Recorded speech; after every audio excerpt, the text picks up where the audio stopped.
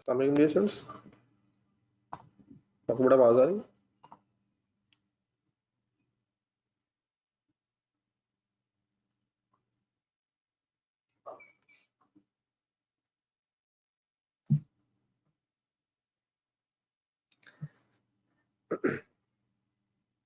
जी जजाकल्लाह ज़ुबैर साहब, बहुत शुक्रिया सर, आपका भी सर। जी सबसे पहले तो करनी जरा कल वाली डिस्कशन जरा 2 मिनट जरा बल्कि आप रिवाइज करना पहले, फिर मैं 2-3 मिनट लगा के इसको वाइंड अप भी करता हूँ। थोड़ा सा मैंने लिखवाना जरा रिवाइज किया कल वाला, एक नजर देख लें फिर।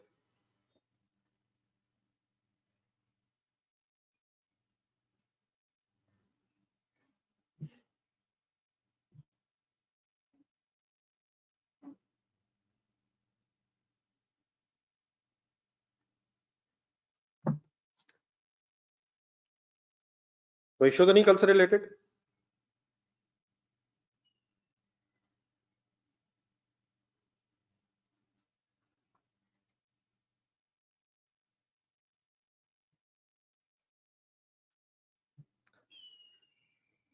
चले, मेरी तरफ से 2 क्वेश्चंस आ रहे हैं आपकी तरफ।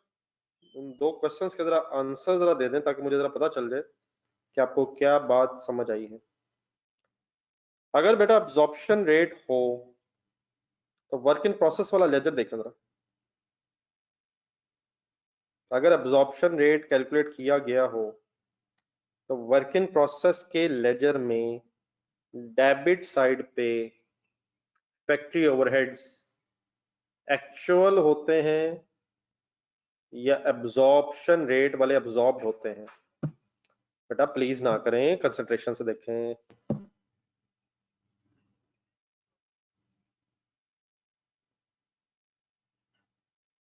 बेटा एक्चुअल नहीं होते हैं,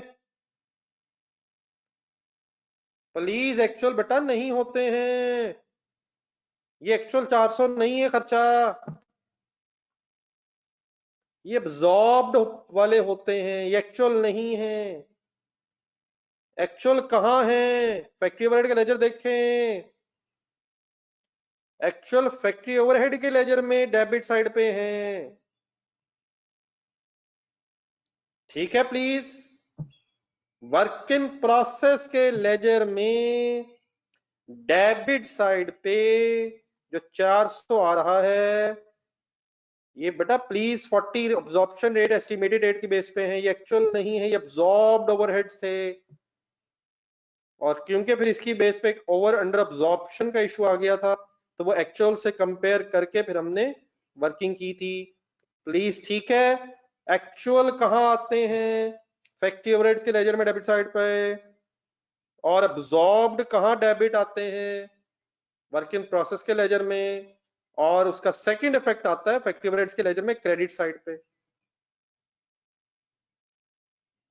ठीक है, यमाज बेटा वही है जो कल था यार, जो लेबर आर एक्सपेक्टेड था कि काम होना। अब आ जाए जरा, मेरा ख्याल है क्वेश्चंस करने की जरूरत अब है, बस 1 मिनट काइंडली और जरा। Treatment of under over absorb की कल अपनी हेडिंग लिख ली थी, आ जाए इसके नीचे इस तरह से 2 तरह से लिखें। एडजस्ट फ्रॉम, एडजस्ट इन, क्या adjust in under over absorb जो भी आ जाए, एक ट्रीटमेंट सिंपली क्या है जो कल पढ़ लिया हमने, in cost of sales. Adjust in cost of sales. Simply करेंगे ये कि फैक्ट्री ओवरहेड का लेजर बना लिया करेंगे, डेबिट साइड पे एक्चुअल, क्रेडिट साइड पे एब्जॉर्ब्ड लिख के लेजर बैलेंस कर लिया करेंगे। जो डिफरेंस आया करेगा, जिधर मर्जी आया करेगा, डिफरेंस लिख के जहां आ रहा है, जिस साइड पे आ रहा है, कॉस्ट ऑफ सेल वर्ड लिख लिया करेंगे। उससे क्या होगा, उससे ऑटोमेटिकली हमारी एंट्री बन जाया करेगी और हमें कुछ टेंशन लेने की जरूरत नहीं है। एंट्री को अगर हम बनाना होगा तो हम इवन देन, मेरी सजेशन ये होगी कि लेजर बना के वर्किंग कीजिएगा, आसानी से हो जाएगी। ठीक है, तो एक तरीका क्या है कि कॉस्ट ऑफ सेल में डेबिट या क्रेडिट रिस्पेक्टिवली कर दें। अंडर अब्जॉर्ब्ड है तो डेबिट कर दें, ओवर अब्जॉर्ब्ड है तो क्रेडिट कर दें। ठीक है, मेरे लास्ट वर्ड ठीक है। और फैक्ट्री ओवरहेड के लेजर में बैलेंसिंग फिगर जो भी है वो डबल एंट्री पूरी हो जाएगी। लेकिन एक और लिख लें, और इस और को लिख के हरगिज कोई टेंशन नहीं लेनी है।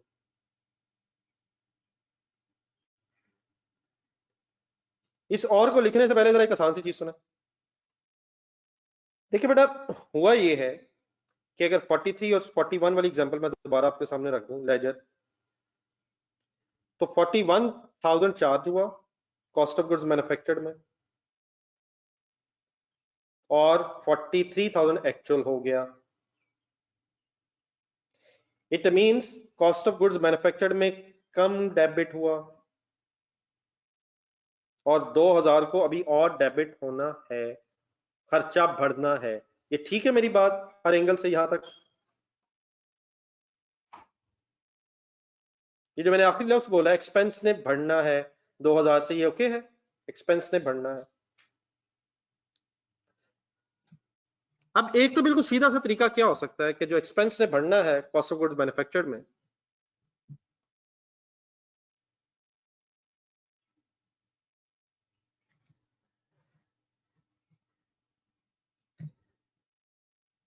कि हम उसे कॉस्ट ऑफ गुड्स मैन्युफैक्चर्ड में जो एक्सपेंस कम है 41, उसे 2,000 ऐड करके, क्योंकि उसने calculation of cost of sales में आ जाना है, तो प्लस कर दें, ऐड कर दे, डेबिट कर दे। लेकिन बेटा एक और तरीका ये भी हो सकता है, फुल कंसंट्रेशन रखिएगा बस बगैर डरे, कि हम इसी 41 की बेस पे जो कॉस्ट ऑफ सेल आई उसी की बेस पे ग्रॉस प्रॉफिट निकालना है। अब क्योंकि 41,000 में 2,000 कम चार्ज हुआ था, तो इसलिए फुल कंसंट्रेशन सोचिएगा जरा, तो ग्रॉस प्रॉफिट हमारा 2,000 से ज्यादा क्यों आ रहा होगा? क्योंकि 41,000 का एक्सपेंस रिकॉर्ड किया था। ये ठीक है मेरे वर्ड्स? ग्रॉस प्रॉफिट ज्यादा आ रहा होगा, एक्सपेंस कम था, ग्रॉस प्रॉफिट ज्यादा आ रहा होगा। तो ग्रॉस प्रॉफिट जो आ रहा होगा वो फिर अनएडजस्टेड है, वो गलत है। तो एक काम और क्या कर सकते हैं कि कॉस्ट ऑफ सेल में प्लस माइनस करने की बजाय ग्रॉस प्रॉफिट पहले कैलकुलेट कर लें और फिर उसमें एडजस्टमेंट कर लें। ठीक है? तो rather than cost of sale, gross profit में एडजस्टमेंट कर लें। इसमें भी अब हमें कुछ और नहीं सोचना, सिर्फ हम क्वेश्चन देखा करेंगे, एग्जामिनर हमें बताएगा कि क्या कॉस्ट ऑफ सेल में एडजस्टमेंट करनी है, या प्रॉफिट एंड लॉस मींस, या profit and loss means gross profit में एडजस्टमेंट करनी है। हम वर्ड्स देखा करेंगे, अगर हमें वो कहेगा कॉस्ट ऑफ सेल में एडजस्टमेंट कर दें, हम कॉस्ट ऑफ सेल लिख के एंट्री बना लिया करेंगे, और अगर वो हमें फॉर एग्जांपल के ग्रॉस प्रॉफिट में करनी है तो हम ग्रॉस प्रॉफिट वर्ड लिख दिया करेंगे, अगर वो हमें प्रॉफिट एंड लॉस में करनी तो हम वो वर्ड लिख लिया करेंगे। लेकिन क्या इससे जो एंट्री बनेगी वो सही बनेगी? ये आपने मेरे से गौर से जरा देखना है। क्या ग्रॉस प्रॉफिट वर्ड लिखने से ऑटोमेटिकली ग्रॉस प्रॉफिट डेबिट का मतलब यही है जो कॉस्ट ऑफ सेल डेबिट करने का मतलब था? कॉस्ट ऑफ सेल डेबिट करने का मतलब था कि खर्चा बढ़ा के प्रॉफिट कम कर लें, और ग्रॉस प्रॉफिट डेबिट करने का मतलब है कि जो ग्रॉस प्रॉफिट पहले ज्यादा था वो डेबिट करके कम कर लें। आपको ये बात पता है ग्रॉस प्रॉफिट डेबिट का मतलब? क्या आपको पता है कॉस्ट ऑफ सेल डेबिट का मतलब खर्चा बढ़ रहा है, और खर्चा बढ़ने से क्या होना है? प्रॉफिट ने कम होना है।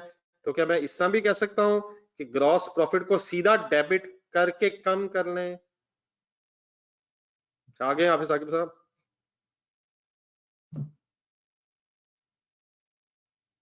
तो बेटा सिंपली एक और काम कर लें, अगर इस केस में 41 और 38 है और वो हमें पता चले एडजस्टमेंट कॉस्ट ऑफ सेल में करनी है, सॉरी ठीक है कॉस्ट ऑफ सेल में करनी है तो कॉस्ट ऑफ सेल लिख लेंगे, अगर ग्रॉस प्रॉफिट में एडजस्टमेंट करनी है तो क्या एंट्री ठीक है जो बनेगी यहां से?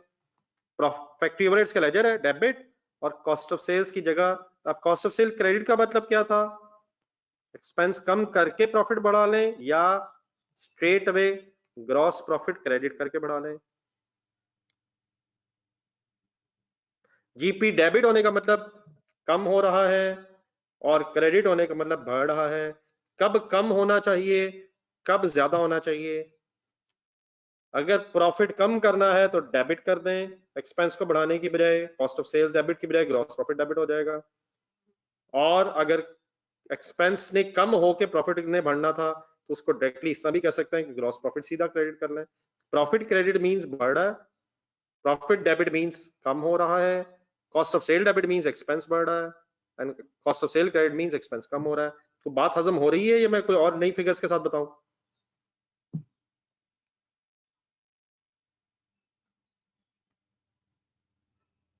मतलब सिंपल ये है जी तलहा, अगर अभी भी ये बातें बेटा नहीं पता तो जाती ही है।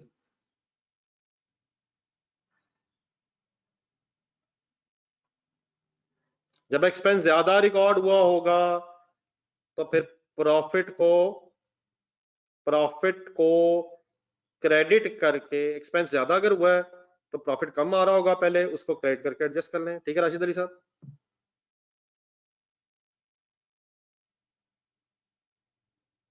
जी राशिद साहब ओके।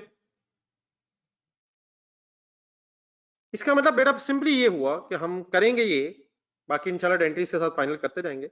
हम सिंपली करेंगे ये कि हम सिर्फ क्वेश्चन में ये ढूंढा करेंगे कि एग्जामिनर कहाँ में एडजस्टमेंट करवाना चाहता है और अकॉर्डिंगली कर दिया करेंगे।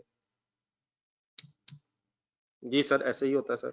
प्रॉफिट क्रेडिट नेचर होती है, डेबिट करने से कम हो जाएगा और क्रेडिट करने से बढ़ जाएगा। प्लीज प्रॉफिट तभी होता है जब इनकम होती है ज्यादा, इनकम हमेशा क्रेडिट होती है, इनकम ज्यादा होगी तो प्रॉफिट आ रहा होगा, profit is a credit figure please. तो दूसरा तरीका क्या है? एडजस्टमेंट इन ग्रॉस प्रॉफिट, और कभी कभी इस एडजस्टमेंट को इन ग्रॉस प्रॉफिट वर्ड की बजाय सिंपली इस तरह से लिखा होता है एडजस्टमेंट इन प्रॉफिट, तो ब्रैकेट में लिख लीजिएगा। तो अगर हमने एडजस्टमेंट इन प्रॉफिट या ग्रॉस प्रॉफिट वर्ड्स हैं तो हम क्या करेंगे, वहां एडजस्टमेंट कर दिया करेंगे। ठीक है, सिंपली लेजर बैलेंस करना है और जो डिफरेंस है उसके साथ आपने कॉस्ट ऑफ सेल या क्वेश्चन के मुताबिक ग्रॉस प्रॉफिट या प्रॉफिट लिख देना है, ऑटोमेटिकली इंशाल्लाह एंट्री बन जाया करेगी।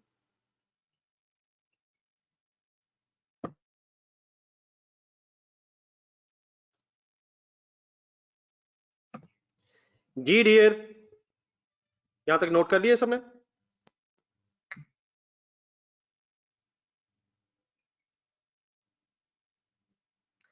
अब फाइनली बस एक छोटा सा काम ये रह जाएगा कि अगर तो क्वेश्चन में बताया होगा फिर तो हम अकॉर्डिंगली एडजस्टमेंट कर देंगे, लेकिन अगर क्वेश्चन साइलेंट होगा तो फिर हम क्या करेंगे, तो एक छोटा सेंटेंस लिख लें। इफ क्वेश्चन इज साइलेंट, अगर ना बताया होगा what is the treatment of under over absorb, if question is silent then adjustment is made in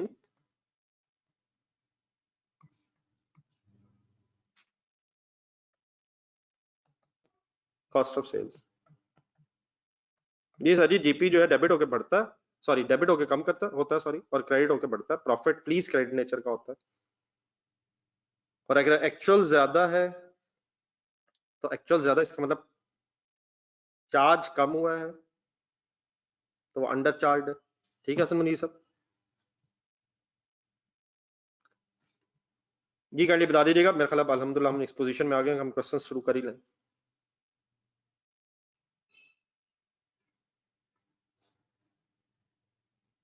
जी बेटा, अगर हाफिज साकिब साहब अभी तक आप इन चीजों में यूज है तो मेरा ख्याल बेटा this is not the right time कि हम इस बहस में पड़ जाए। अगर इस वक्त आपने ये बात करनी है तो जी सर जी, अभी इस वक्त सुभान अल्लाह निशान साहब, ये जो आपने लिखा है और जो आपका सवाल है, मेरा ख्याल आपका ध्यान ये था कि मैं सवाल पूछ लूं और मैं लिखूं नहीं। मुझसे क्वेश्चन पूछा गया जी, ये बता दें, क्वेश्चन बताएगा कि ट्रीटमेंट कहाँ करना है? ये सवाल भी इस वक्त हो सकता है सर। सर जी अगर बताएगा तो कर देंगे, और अगर नहीं बताएगा तो कॉस्ट ऑफ सेल में कर देंगे। क्या निशान साहब यही नहीं लिखा अभी आपने? क्या कर रहा है यार? सर मैं डियर आपके सामने एक क्वेश्चन मैंने ओपन किया है। ये क्वेश्चन आपके पास, जिन हजरात के पास बुक अगर अवेलेबल है तो पेज नंबर 33 जरा निकाल लें और जरा स्पीड अप हो जाए। आप जरा आज दो क्वेश्चंस कम से कम हो जाए, ताकि ऐसे ही जो खौफ सा पैदा हुआ कि पता नहीं क्या करना है हमने, वो आराम से इंशाल्लाह बात खत्म हो जाएगी। तो जिनके पास बुक है पेज नंबर 33, जिनके पास बुक नहीं है उनको पीडीएफ में शेयर हो गया होगा, लेकिन फिलहाल पीडीएफ के चक्कर में ना पड़िएगा। हो गया शेयर अब्दुल्ला? पीडीएफ में भी शेयर हो जाएगा थोड़ी देर तक, उस चक्कर में ना पड़ेगा। आपके सामने भी क्वेश्चन है, छोड़ दें सारी गेम छोड़ दें, सिर्फ क्वेश्चन नंबर 1 जो आपके पास स्क्रीन में लिखा हुआ है वो आप पढ़ना शुरू करें, मैं उसको फिर आपके सामने सॉल्व करता हूँ। अहमद एंड कंपनी, जिनके पास बुक है पेज नंबर 33 पे मिल गया, please speed up speed up speed up.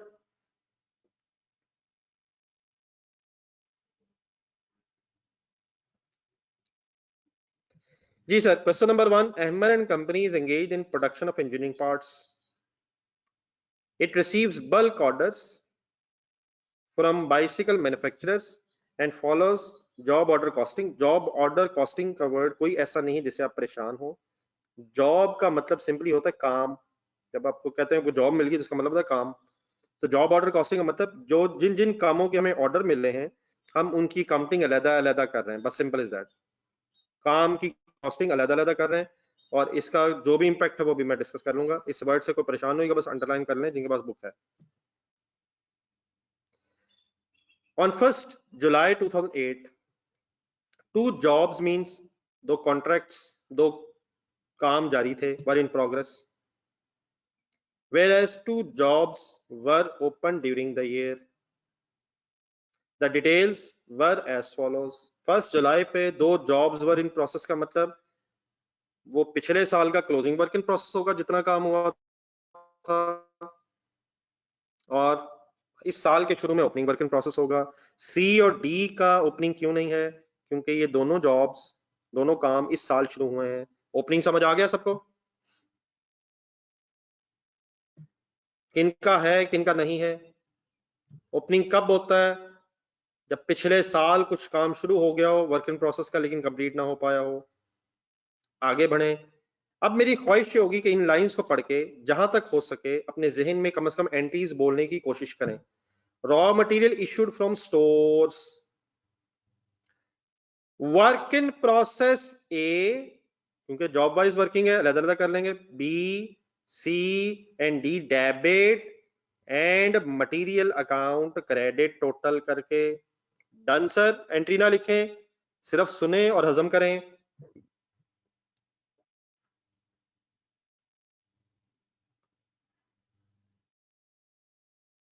अगली चीज सुने, गौर से सुने। डायरेक्ट लेबर आवर्स वर्क दिए हुए हैं और रेट ऑफ डायरेक्ट लेबर आर पर आर दिया हुआ है। घंटों की एंट्री नहीं होगी, अमाउंट की एंट्री होगी मल्टीप्लाई करके। जब अमाउंट आ जाएगी तो मेरी बात गौर से सुने, ये डिस्ट्रीब्यूशन हुई है एक्सपेंस की, डायरेक्ट लेबर एक्सपेंस की। Work in process debit A B C and D respectively जो भी अमाउंट आएगी, और फैक्ट्री पे रोल क्रेडिट। मैंने सही बताया है, ये पेमेंट की बात नहीं कर रहा, ये उसने जॉब वाइज ब्रेक किया है। ये बेटा मेरा ख्याल है आवाज का इशू है जी इस वक्त, बताइएगा जरा है कोई? तो बेटा आपका जरा एक स्पेसिफिक 1 मिनट इशू आ रहा है, तो प्लीज अगर अपना कनेक्शन काइंडली पहले चेक कर लें। ठीक है ठीक है ठीक है ठीक है, बस रुक जा रुक जा रुक जा रुक जा रुक जा रुक जा रुक जा रुक जा, ठीक है कोई इशू नहीं है अल्हम्दुलिल्लाह। आपको ये एंट्रीज याद आ रही हैं या मैं वो पेजेस खोल के रख लूं? आप इस तरह के पेज खोल के रखें, नया पेज रहने दे, पहले वो पिछला पेज निकालें। ये मेरी एंट्री ठीक बोली मैंने, work in process A B C D debit, क्योंकि अलग अलग जॉब्स दी हुई हैं, और फैक्ट्री पेरोल क्रेडिट। बेहतर ये है, मेरा ख्याल है एक बात एक दफा दोबारा बेटा रिकॉल भी कर लें। आगे बढ़े। फैक्ट्री ओवरहेड इज अप्लाइड, ये 3 वर्ड्स मैंने कल बोले थे, इंटरचेंजेबली यूज हो सकते हैं। अब्सॉर्ब भी कह सकते हैं वर्ड, और फिर चार्ज वर्ड भी है। अप्लाइड भी याद रखें, examiner can use any of these words. Is apply to the jobs means कामों पे। कैसे? उसने एक रेट बता दिया है। क्या रेट है? 10 पर लेबर आवर। ये रेट कब निकाला होगा? साल के शुरू में, पीरियड के स्टार्ट में। और इसे अप्लाई कैसे करेंगे? 10 पर लेबर आवर है, जितने आवर्स लेबर ने काम किया है, मतलब 20,000 इंटू 10, 30 इंटू 10, 15 इंटू 10, 18,000 इंटू 10। हमारे पास एब्जॉर्ब्ड ओवरहेड्स आ जाएंगे रेट मल्टीप्लाई करके, उसकी हम एंट्री करेंगे work in process A B C D debit, factory overheads credit. उसी तरह से जिस तरह कल वाला डेटा लिख रहा हूं, 10 घंटे काम हुआ था और हमने रेट 40 निकाला था, 40 की जगह 10 है, और आर्स उसने खुद बता दिए हैं। बात मेरी हजम है sir?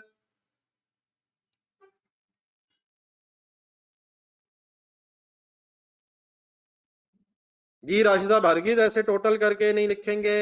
Work in process ABCD debit करेंगे और फैक्ट्री ओवरहेड्स में बी पोस्टिंग कर देंगे अगर बनाने की जरूरत महसूस हुई। देन माय डियर अगले वर्ड्स बड़े इंपॉर्टेंट है। Actual factory overheads for the year 9 lakh की एंट्री क्या करेंगे, मुझे बतानी नहीं है। अपना लेजर निकालें जो कल फैक्ट्री ओवरहेड्स का बनाया अभी हमने। जो फैक्ट्री ओवरहेड्स का लेजर हमने बनाया है वो काइंडली निकालना मेरा। मुझे ये बता दें एक्चुअल है कहां पे,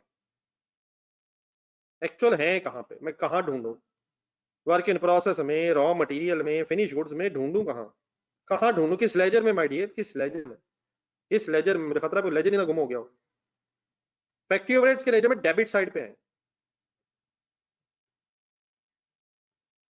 ठीक है, बिल्कुल ठीक, आप देख रहे हैं डेबिट साइड पे एक्चुअल आ रहे हैं। अल्हम्दुलिल्लाह डेबिट आ रहे हैं। अब अगर तो बेटा ब्रेकअप दिया हो एक्चुअल फैक्ट्री ओवरहेड्स का, फॉर एग्जांपल गौर से सुने, इनडायरेक्ट लेबर, तो मैं एंट्री करता, गौर से मेरे वर्ड सुने, factory overheads debit, factory payroll credit. अगर रेंट की अमाउंट अलग एक्चुअल दी होती तो factory overhead debit, rent credit. Depreciation की, factory overheads debit, depreciation credit. Insurance debit, factory overheads debit, insurance credit. Factory overheads debit, utilities credit. Done done done done done done. लेकिन उसने क्या किया, amount अलहदा नहीं दी हमें एक्चुअल के angle से, उसने बस क्या बताया, लेट्स चेक वंस अगेन, उसने क्या बताया, उसने सिर्फ 9 लाख बता दी है उसका एक्चुअल फैक्ट्री ओवरहेड्स। तो अब हमें नहीं पता इस एक्चुअल में कितना कितना क्या क्या है, लेकिन ऑब्वियसली हमें पता है कि इस फैक्ट्री ओवरहेड्स में एक से ज्यादा चीजें पॉसिबल हैं। तो मेरी सजेशन ये है कि अगर हम इस तरह से एक एंट्री कर दिया करें जब हमारे पास ब्रेकअप ना हो कि फैक्ट्री ओवरहेड्स डेबिट 9 लाख, और इसके अगेंस्ट 2-3 वर्ड्स बस जहन में रख लें और सारे लिखने की बजाय, for example rent, insurance, depreciation etcetera credit 9 lakh. तो क्या ये मेरी बात आपको समझ आ सकती है? यकीनन कब हम पूरा लिखा करेंगे, अलहदा अलहदा लिख लिया करेंगे जब इंफॉर्मेशन होगी। लेकिन अगर इंफॉर्मेशन ना हो टोटल की तो हम इसको इकट्ठा अगर इस तरह लिख दें तो बात क्लियरली समझ आ गई है सबको? सॉरी मैंने बीच में फिर बोलना शुरू कर दिया था, फाइनली बता दें। जब ब्रेकअप गिवन होगा तो हम इंशाल्लाह अलहदा अलहदा कर लेंगे। ये जरा पकड़िएगा जरा एक मिनट, चैटिंग केबल।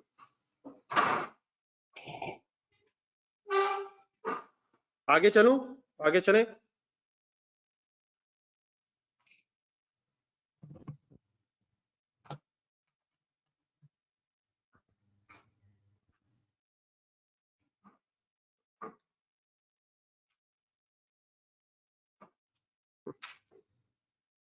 सर जी इसकी जगह अगर कुछ और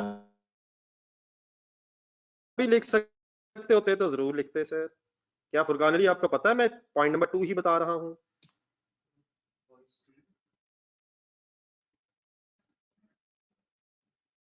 जी माय डियर मेरी आवाज ठीक है? एक सेकंड गाड़ी बताइएगा जरा इंडिविजुअली प्लीज, 1-2 मिनट, 1 मिनट, जरा शायद इशू बना। अब है आवाज ठीक है? इस वक्त आप ठीक है बेटा? अगर बीच में इशू आया भी था आप ठीक है? नहीं अब ठीक है आवाज, अभी भी नहीं है? ठीक है, आप अपना जरा चेंज करोगे, कौन सा लगाओ?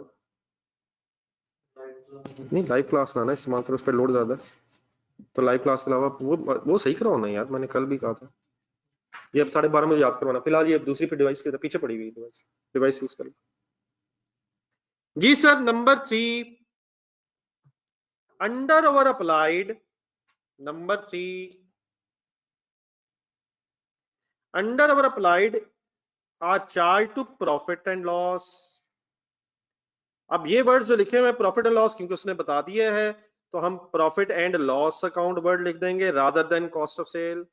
ठीक है, मेरी सजेशन यही होगी कि अंडर ओवर अप्लाइड का पता कैसे चलेगा, हम इंशाल्लाह लेजर बना लेंगे, चाहे एंट्रीज ही करनी हो हम लेजर इसलिए बना लेंगे ताकि मिस्टेक ना हो।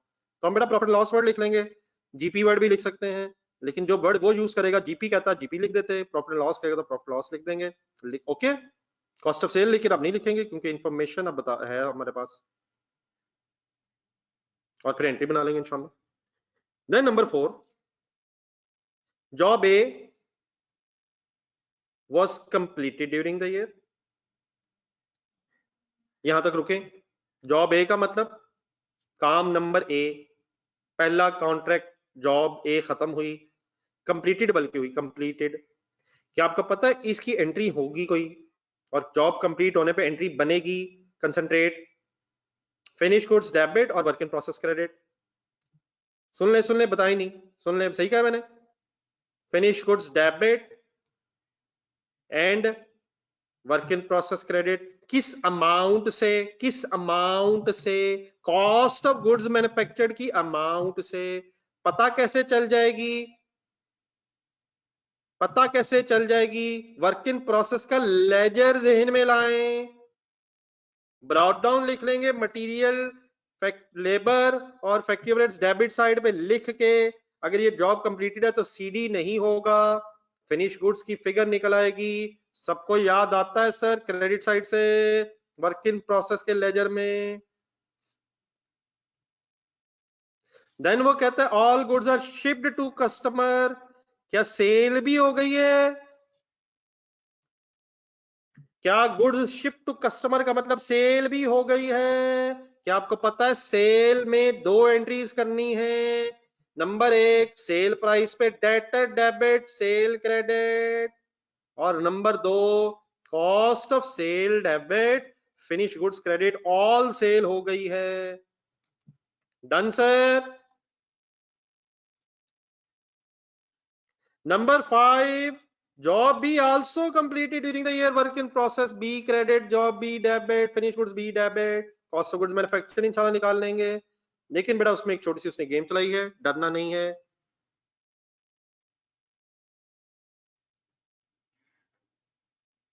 सुबहान अल्लाह, अली तारिक साहब छा गए हैं, इस कॉन्फिडेंस से गलत बात कर रहे हैं। मेरे कहा सेल की एंट्री तो परपेचुअल में होती है। और माय डियर खुदा का नाम लें, अगर कुछ कहना ही था तो आपने ठीक है, कुछ और बात है। सेल की एंट्री प्लीज पीरियोडिक और परपेचुअल दोनों में होती है। कॉस्ट ऑफ सेल वाली एंट्री अगर कहते हैं वो फिर भी मैं मान सकता हूँ, और जो मैंने बात की है वो पुरानी भूल गए हैं, अपनी शुरू हो गए हैं। हम अब्दुल्ला अहमद साहब क्यों करते हैं? क्योंकि करनी है, क्योंकि चीजें अगर बिकी हैं तो सेल में से कॉस्ट ऑफ सेल लेस होगी तो कॉस्ट ऑफ सेल आएगी। आ गए सर जी dear. However, about 10% of goods were rejected during inspection। बीच में ना कुछ लॉस नजर आएगा आपको, लेकिन वो लॉस क्या हुआ फिर? Transfer to C, use for necessary adjustment. ये जो मैंने सेंटेंस अभी अंडरलाइन किया है, ये जब तक हमारे पास फिगर्स नहीं आएंगी थोड़ा सा हमारे लिए समझना मुश्किल हो जाएगा। तो टेंशन लिए बगैर, रिक्वायरमेंट है जनरल एंट्रीज, रजिस्टर खोल लें, आए बिस्मिल्लाह पढ़ें, जहां फिर पहुंचेंगे साथ साथ वहां फिर एंट्रीज की एक्सप्लेनेशन मैं करता जाऊंगा। तो कुछ चीजें मैंने बता दी हैं, वो जो आखिरी चीज है वो फिगर के साथ ही सही समझ सकेंगे। तो आज हेडिंग लिखें, क्वेश्चन नंबर 1, रजिस्टर खोल लें। प्लीज जहां जरूरत पड़े काइंडली पुराना सही रिवाइज करें,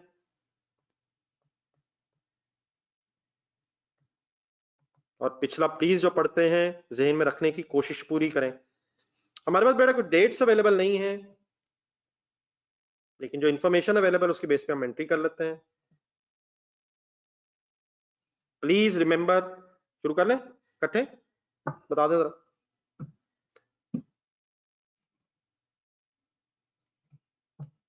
ओपनिंग वर्क इन प्रोसेस की एंट्री आप बता दें, बाकी मैं इंशाल्लाह कर लूंगा। ओपनिंग वर्क इन प्रोसेस की एंट्रीज बता दें। वर्क इन प्रोसेस खुदा ना खासा डेबिट और बीडी क्रेडिट तो नहीं करना।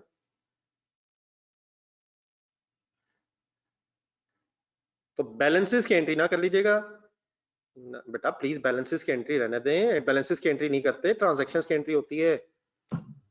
तो पहली एंट्री मींस, पहली एंट्री बनेगी वर्क इन प्रोसेस ए, क्योंकि अलग-अलग जॉब्स की इंफॉर्मेशन है, बी सी, अच्छा आपने नहीं लिखना भी, एक minute, let me finish, D, और अगर आप अलाउ करें तो काइंडली प्लीज डाटा थाउजेंड्स में हो सकता है, मेरा ख्याल आप प्लीज अलाउ करेंगे, मुझे टाइम वेस्टिंग ऐसे। कितना कितना? 800, 1200, 1500, 600 and material account credit by rupees total करें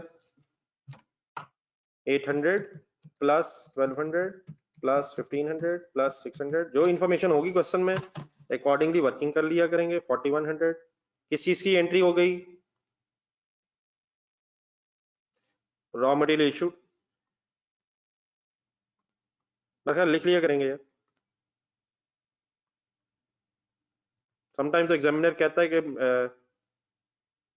नरेशंस आर नॉट रिक्वायर्ड लेकिन मेरा ख्याल लिख लिया करेंगे कभी कभी डन सर बात ठीक है हर एंगल से बात क्लियर है quick response please quick response without wasting any time I am not interested in taking any risk मैं घर के लिए कुछ दूं सबका रिस्पॉन्स प्लीज कोई एतराज दूसरी एंट्री देखनी है पहले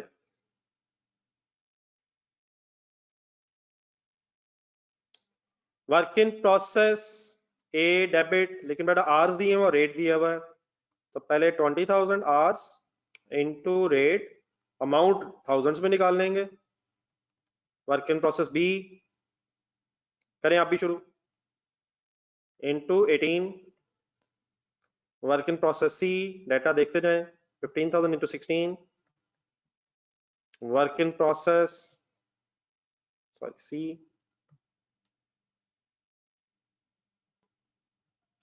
work in process D 18,000 into अब डिफरेंट टाइप ऑफ लेबर में भी उसका रेट डिफरेंट दिया हुआ है और इन सब के अगेंस्ट फैक्ट्री पे रोल क्रेडिट देखना है तो देख लें रिकॉर्डिंग ऑफ डायरेक्ट लेबर या डिस्ट्रीब्यूशन ऑफ डायरेक्ट लेबर सही वर्ड रहेगा या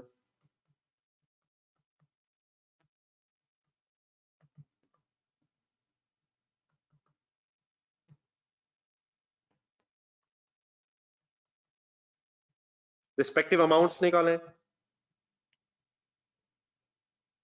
20,000 जी रुपीस कॉमन ले रहा हूं कम ऑन आवर्स कॉमन ना लें 400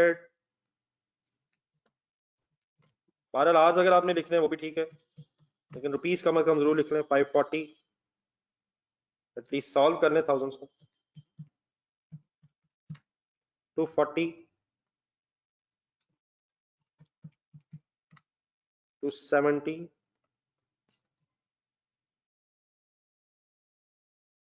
400 plus 540 plus 240 plus 270 1450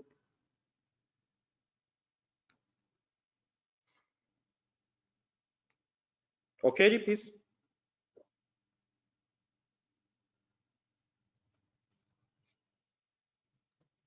रिस्पॉन्ड कर दीजिएगा लिख के कोई कंफ्यूजन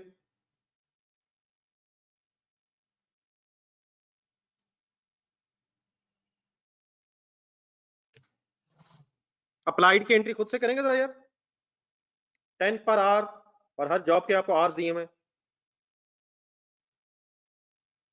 जी लिखे सर अप्लाइड की बेटा एंट्री करें काइंडली खुद से करें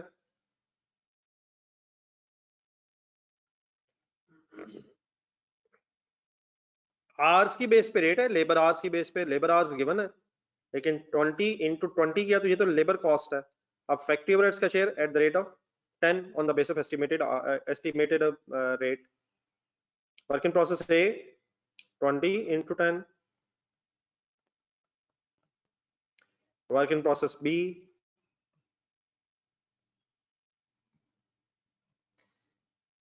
30,000 into 10 absorption rate सबका सेम है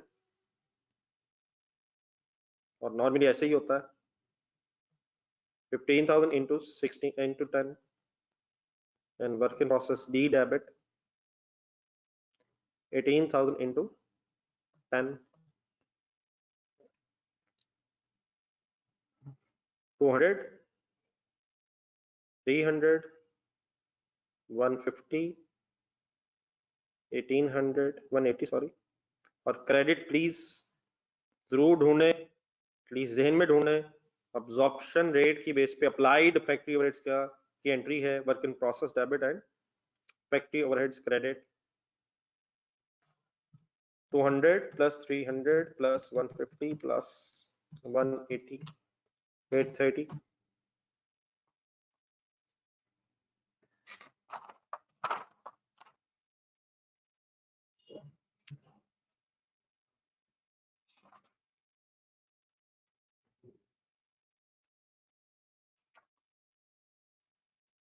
okay sir,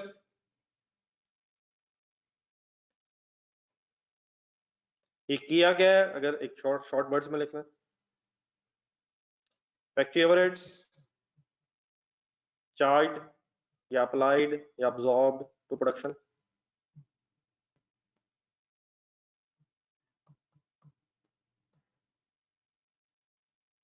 work in process account में ये डेबिट होंगे माय डियर। चलो आगे यार,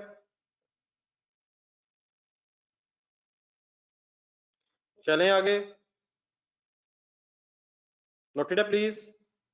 एक्चुअल की एंट्री खुद से लिखें जरा, अभी बात हुई थी, एक्चुअल की एंट्री खुद लिख लें। एक्चुअल 9 लाख रुपीस की एंट्री खुद से लिख लें।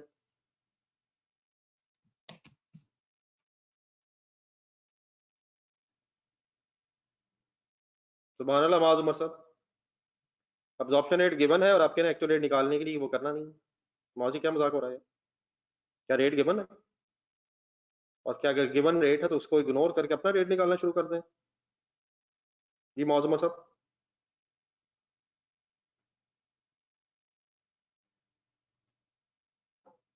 क्या रेट तब निकालेंगे अगर अवेलेबल ना हो?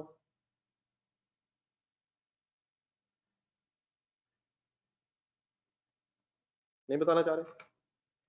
जी सर जी, 9 लाख की entry, actual factory overheads, factory overheads debit, 2-3 words बस जेन में रख लें एक्सपेंसेस के एंगल से, फैक्ट्री एक्सपेंसेस भी कह सकते हैं, लेकिन मैं उनके नाम जेन में रखना जरा ज्यादा मुनासिब है। कितना? थाउजेंड्स में 9 lakh actual factory overheads, recording of actual factory overheads.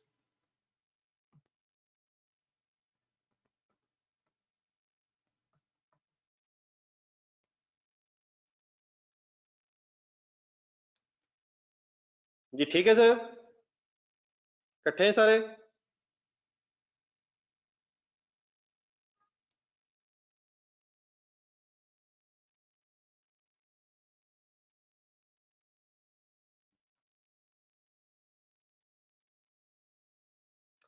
Then my dear, अब ये दो एंट्रीज जो हमने की हैं, एक है अप्लाइड की एंट्री और एक है एक्चुअल की एंट्री।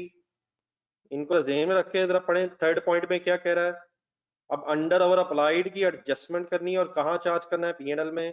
इसकी एंट्री कभी भी, मेरी सजेशन ये होगी, फिगर्स देख के नहीं करनी, हमेशा काइंडली एक लेजर पहले बना लें, ऑटोमेटिकली एंट्री बन जाएगी। तो कोई मसला नहीं है, बीच में भी अगर बना लें, वर्किंग्स में बना लें, कोई इतना इशू नहीं है। कंसंट्रेशन से सोचें, यकीनन पता तो चल गया है। हसन बिल्कुल सही कह रहा है, हसान, शायद हसान सही कह रहे हैं आप बेटा, अंडर अप्लाइड है, लेकिन बेटा कोई सोचने की जरूरत नहीं है। आप देखें ना, हाफिज साकिब साहब ने गलती कर दी है। इस तरह कोई जरूरत नहीं है जो हम कर रहे हैं, सिंपली क्या करें, पोस्टिंग ठीक करें। पोस्टिंग कैसे करें? अब यकीनन आप चारों रेफरेंस लिखना चाहें, ABCD वो भी लिख सकते हैं, लेकिन सबका टोटल 830 है। सही है 830? या चले अब मेरा ख्याल है हम अलग ही लिखते हैं। चार ऑपोजिट रेफरेंसेस हैं, ABCD 830 के, तो 200 सही पोस्टिंग करें, इफेक्टिव रेट्स क्रेडिट है 300 150। ऑब्वियसली इन्हें इकट्ठा भी किया जा सकता है, एक रेफरेंस है, लेकिन ठीक है ऐसे शायद। और एक्चुअल के लिए प्लीज ऑपोजिट रेफरेंसेस लिखें, डेबिट साइड पे अमाउंट ट्रांसफर करें विदाउट वेस्टिंग इन टू मच टाइम। ठीक हो गया ये? प्लीज लेजर ठीक है सबका? लेजर सही बनाया मैंने?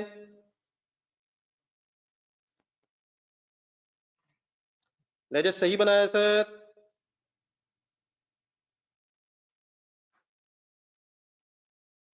देन अब क्या करें, लेजर बैलेंस करें, वैसे ही बैलेंस करें जैसे कोई भी लेजर होता है। और से देखेंगे आप तो डेबिट साइड ज्यादा है और डिफरेंस 70 का क्रेडिट साइड पे आ रहा है। क्या करें, कुछ भी और ना सोचें, चाहे सिंपली क्या करें, according to question mister Khalil, बेटा जीपी की जगह उसने वर्ड थोड़ा सा डिफरेंट कर दिया है, तो हम भी वही कर लेते हैं यार जो उसने कहा है। प्रॉफिट एंड लॉस उसने कहा, तो हम भी इस तरह लिख देते हैं।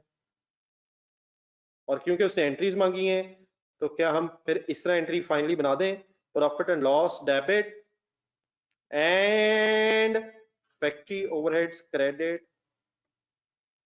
Done sir.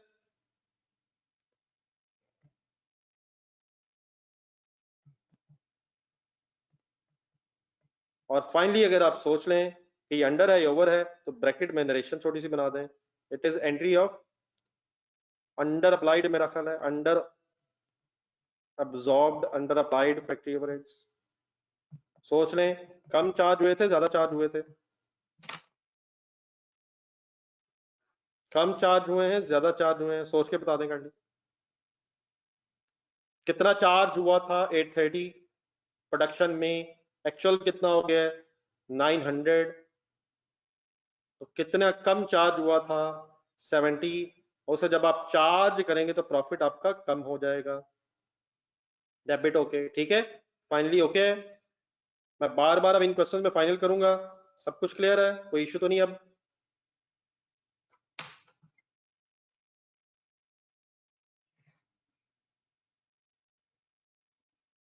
तो सिंपली बेटा करना क्या है, लेजर बनाना है, बैलेंस करना है, और बैलेंस करके उसे एडजस्ट करना है। ठीक है जी, आगे चलें। नंबर 4 नोटेड है प्लीज? ये ठीक है सदला साहब? अंडर अब्जॉर्ब्ड आ गया है, 830 कम अब्जॉर्ब हुआ है और एक्चुअल 900 है, तो 70 जो है उसको फर्दर चार्ज कर दें।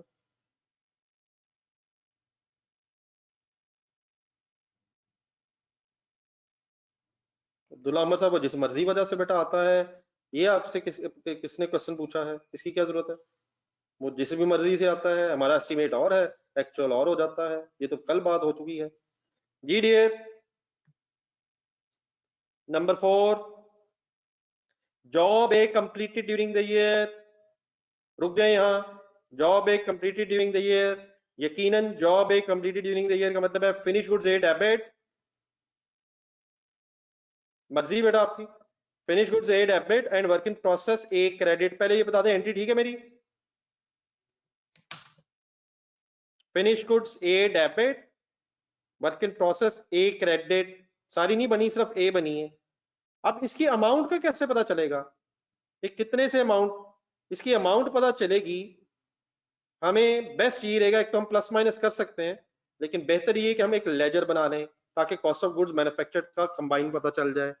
क्योंकि मोहम्मद शुएब ने गलती कर दी है, सिर्फ इस पे ओपनिंग 400 नहीं, 1400 नहीं लगा, इस पे फर्दर मटेरियल लेबर ओवरहेड्स भी इंकर हुए हैं। गौर से आपने एंट्रीज देखनी है। बेस्ट रहेगा मेरा ख्याल है कि एक वर्क इन प्रोसेस ए का लेजर बनाएं,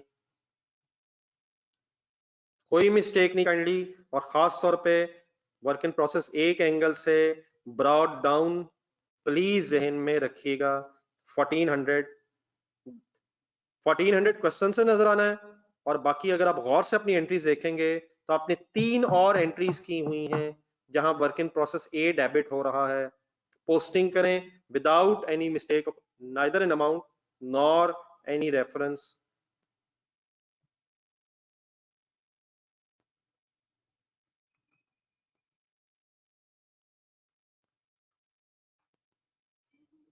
1400 का खर्चा ऑलरेडी हो चुका था, फर्दर मटेरियल इश्यू से हुआ है, लेबर लगी है, और फैक्ट्री ओवरहेड्स भी लगे हैं 200। सही वर्किंग काइंडली करें। यकीनन पहली अमाउंट क्वेश्चन से है, बाकी दोनों अमाउंट, तीनों अमाउंट सॉरी, कहां से हैं, आपकी एंट्रीज में से उठाई गई है, पोस्टिंग हो रही है। जॉब ए कंप्लीट हो गई है, विच मींस अब सीडी 0 हो गया, और इस जॉब ए को कंप्लीट करने में पिछले पीरियड से लेके करंट पीरियड तक कितना एक्सपेंस टोटल हो गया। बात समझ आती है, लॉजिकली क्लियर है सबको? जी जलवा साहब ओके है?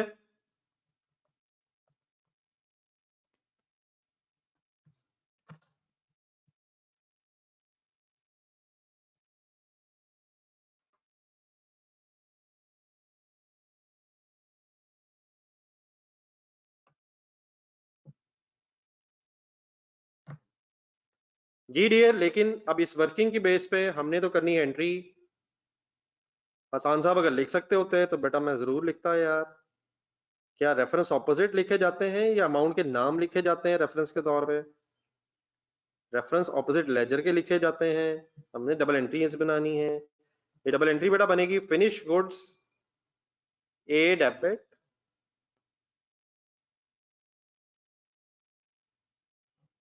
आगे उस्मान साहब। क्या हम वर्क इन प्रोसेस का लेजर बना रहे हैं या P&L अकाउंट बना रहे हैं? क्या हम अकाउंटिंग प्लीज वैसे ही करेंगे बेटा जैसे होनी चाहिए, या वैसे करेंगे जैसे दिल कहेगा? जी हसान साहब एंड उस्मान साहब, ओके सर।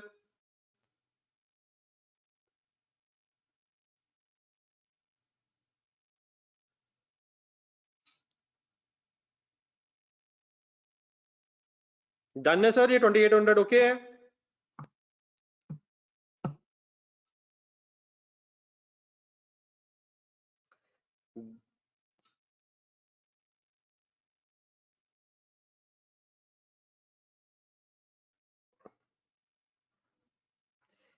जी हसान बेटा, अब आपकी चॉइस है सर।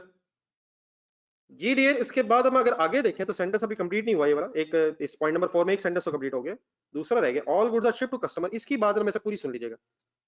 उसने बेटा कहा goods ship to customer, obviously it means कि हमने गुड्स भेज दी हैं, और जब गुड्स भेज दी जाएं तो नॉर्मल सिचुएशन इसके सेल रिकॉर्ड होती है। अब उसने किया ये है कि सेल प्राइस नहीं बताई। याद रखें सेल की एंट्री हमेशा सेल प्राइस पे होगी। तो ये एंट्री अगर सेल प्राइस नहीं पता तो डेफिनेटली स्किप की जा तो सकती है, लेकिन मेरी सजेशन ये है कि इमीडिएटली पहले सवाल में स्किप ना करें। इसको कम से कम इस तरह से लिख लें, अमाउंट नहीं है लेकिन अमाउंट अगर होती तो एंट्री करनी है, ठीक है। और सेकेंडली इस डिस्कशन में ये डिस्कस हुआ था कि majority of the cases entries perpetual inventory system से होती हैं। तो कॉस्ट ऑफ सेल की एंट्री ऑब्वियसली अगर पीरियोडिक है तो नहीं होनी चाहिए, लेकिन क्योंकि ये डिस्कशन जरा परपेचुअल सॉर्ट ऑफ है, परपेचुअल में साथ साथ वर्किंग हो रही है, लेजर्स बन रहे हैं, तो इसलिए दूसरी एंट्री हरगिज ना भूलें। और क्या आपको पता है कि हमें कॉस्ट ऑफ सेल वाली एंट्री की अमाउंट पता है? यस, ये एंट्री होती है कॉस्ट पे, और क्योंकि सारी गुड्स ही शिप्ड हो गई हैं इसलिए ये जो इसकी total cost of goods manufactured है यही फिर कॉस्ट ऑफ सेल्स बनेगी। बात क्लियरली फॉलो कर ली सबने?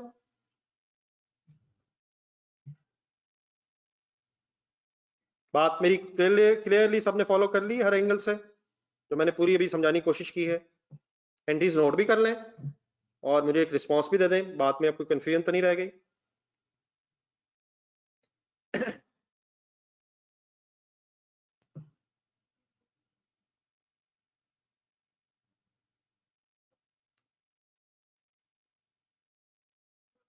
वो बेटा आपकी मर्जी अब्दुल्ला उमर साहब, ऐसे होता नहीं है। अब आपने क्योंकि अपने लेजर्स नहीं देखने, तो ये बड़ा इसका तो मेरे पास कोई हल भी नहीं होगा। फिनिश गुड्स का लेजर देख लें मिस्टर अब्दुल समद साहब, और प्लीज गौर से देख लें वहां क्या लिखा हुआ है। कॉस्ट ऑफ सेल्स की अमाउंट जब बनती है तो कॉस्ट ऑफ सेल्स डेबिट और फिनिश गुड्स अकाउंट क्रेडिट किया जाता है। ठीक है अब्दुल समद साहब? कॉस्ट ऑफ गुड्स मैन्युफैक्चर्ड यकीनन वो है, लेकिन वही कॉस्ट ऑफ सेल बन गई क्योंकि उसका स्टॉक खत्म हो गया। फिनिश गुड्स की डिस्क्रिप्शन ये होगी, बल्कि इसकी भी सॉरी डिस्क्रिप्शन ऊपर लिखने की डिस्क्रिप्शन रह गई। Entry of cost of goods manufactured complete करना था। कॉस्ट ऑफ गुड्स मैन्युफैक्चर्ड यकीनन एंट्री है कॉस्ट ऑफ गुड्स मैन्युफैक्चर्ड की, और नीचे एंट्री है कॉस्ट ऑफ सेल्स की।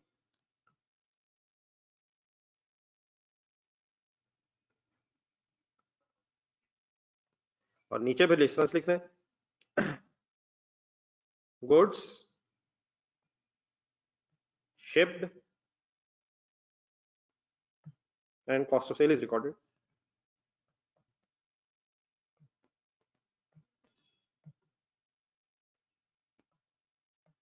ठीक है, लेकिन without wasting into much time, जो हम ब्रैकेट्स वगैरह में लिख रहे हैं।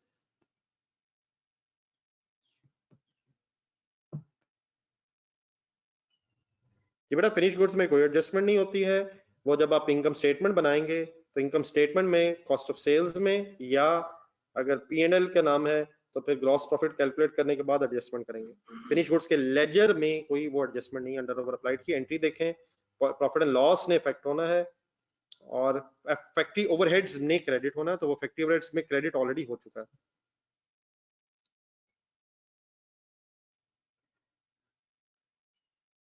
बेटा क्योंकि चीजें बिक गई हैं। प्लीज जो कॉस्ट वर्क इन प्रोसेस एक ही अमाउंट थी वो पहले फिनिश गुड्स में बेटा ट्रांसफर हुई है जब कंप्लीट हुई है। आप लोग अपना प्लीज लेजर एक नजर देखें और फिर फिनिश गुड्स अकाउंट में से जब वो सेल हो जाएंगी तो कॉस्ट ऑफ सेल की तो एंट्री भी तो होनी है।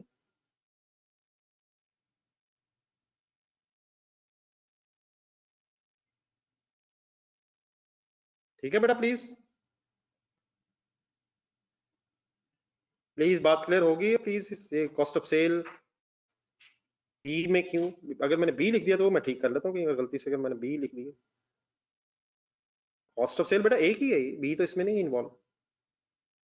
तो एक प्लीज वर्क इन प्रोसेस का जिस तरह लेजर बना है इसी तरह बेटा एक फिनिश गुड्स का लेजर है।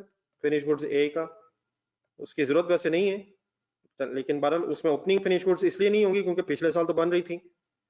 देन फिर ये वर्क इन प्रोसेस में से आई हैं और क्योंकि सारी गुड्स फिर कस्टमर को भेज दी हैं तो अब ये फिनिश गुड्स स्टॉक में तो नहीं होंगी। तो ये जो 2800 है इस लेजर में ये बेटा फिर कॉस्ट ऑफ सेल बन जाएगा। ठीक है, फाइनली अब बात क्लियर है बेटा आप लोगों को।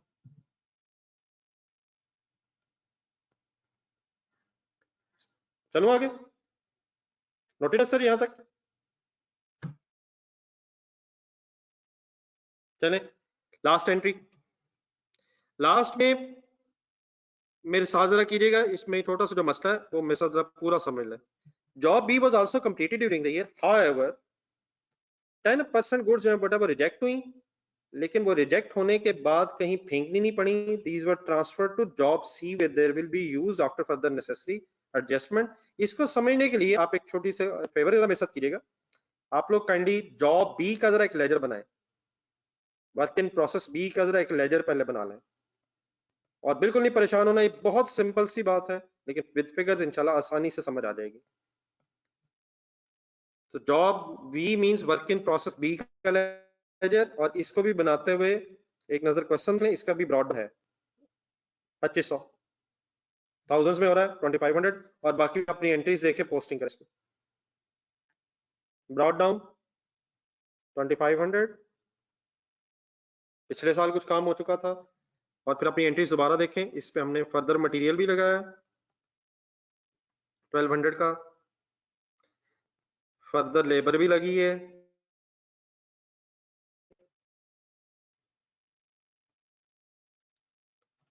540 की,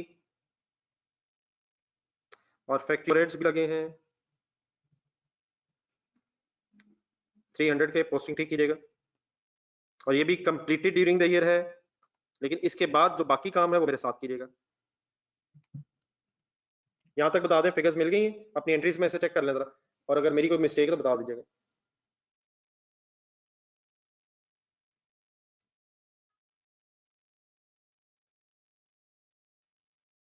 जी बेटा एक minute, just minute kindly further काम मैं करता हूँ, यहां तक कोई कंफ्यूजन ना रह जाए। बाकी काम अभी अपना कीजिएगा, मैं सेंटेंस पढ़ के आपके साथ वर्किंग करता हूँ। नोटेड है सबका?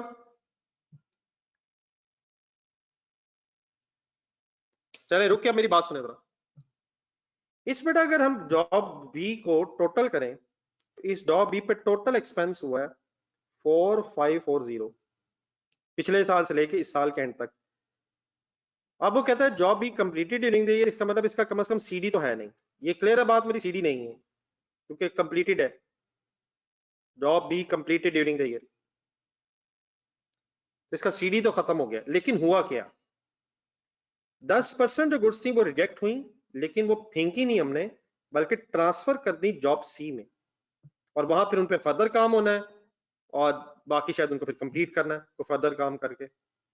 कैलकुलेटर जरा पकड़िएगा, 4540 लिखें, इसको अगर 10% से मल्टीप्लाई करें तो मेरा ख्याल है कि ये जो 10% अमाउंट बनेगी 454, इसकी डबल एंट्री अगर अलग सोची जाए तो इसकी डबल एंट्री होनी चाहिए work in process C debit और work in process B credit. में एंट्री लिखूंगा भी, मेरी पोस्टिंग से समझ आया प्लीज क्या किया मैंने? ये अमाउंट कैसे निकली, 4540 इंटू 10%। और बेटा गुड्स क्योंकि कंप्लीट हो गई हैं तो क्या भाई 90% जो चीजें हैं वो फिर हम यही एज्यूम करें कि फिनिश गुड्स में गई हैं? क्या फिर हम यही एज्यूम करें कि जो बाकी 90% है वो फिनिश गुड्स में ही गया होगा मैन्युफैक्चर होके? 10% की इंफॉर्मेशन थी, वो हमने वर्किंग कर ली। बाकी फिर 4086 के साथ क्या रेफरेंस फिनिश गुड्स आ सकता है? Finish goods B. जी ये हारिस साहब आपकी ख्वाहिश है बेटा, ऐसे नहीं हुआ। ऐसे नहीं हुआ कि पहले सारी फिनिश गुड्स में गई हैं और वहां से फिनिश गुड्स से सी में आई हैं। ऐसे नहीं हुआ, ये हमारी ख्वाहिश है, क्वेश्चन में नहीं लिखा हुआ। क्वेश्चन क्या कहता है? 10% गुड्स जो थी वो रिजेक्ट हुई इंस्पेक्शन में और फिर वो सीधी चली गई जॉब सी में। हाँ ये भी हो सकता था पहले फिनिश गुड्स स्टोर में गई और फिर वहां से सी में गई, लेकिन ऐसे नहीं हुआ। ठीक है मिस्टर हारिस। तो अब इस बिग बेस पे अगर आपसे मैं कहूं कि फाइनली, क्योंकि हम एंट्रीज कर रहे हैं, तो फाइनली बेटा डबल एंट्री ये बनेगी, कंसंट्रेशन से देखिएगा। Work in process C debit 454, finish goods B debit 4084 and work in process C sorry B credit by ₹4540। और इसकी कोई शिपमेंट की इंफॉर्मेशन नहीं है, इसलिए शायद इसके बाद फर्दर एंट्री कोई नहीं है। Done sir. आगे हाफिज साकिब साहब। ये डन है सर।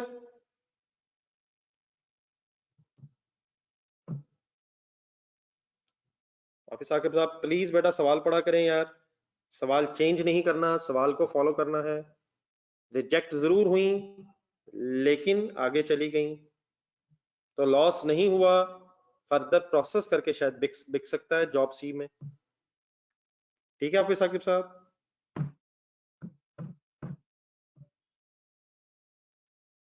जी बेटा एंट्री लिख ली है सर। टाइम जरा है, ख्वाहिश है मेरी अगर एक क्वेश्चन और कर लें तो जरा फाइनल हो जाएगी बात काफी सारी। कोई लिख तो नहीं ना ब्रा? लिख लिया है सबने तो बता दें kindly.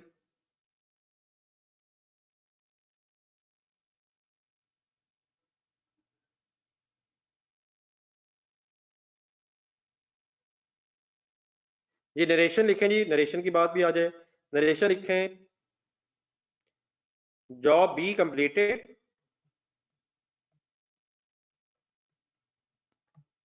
10% transfer to job C and remaining to finish good storeroom।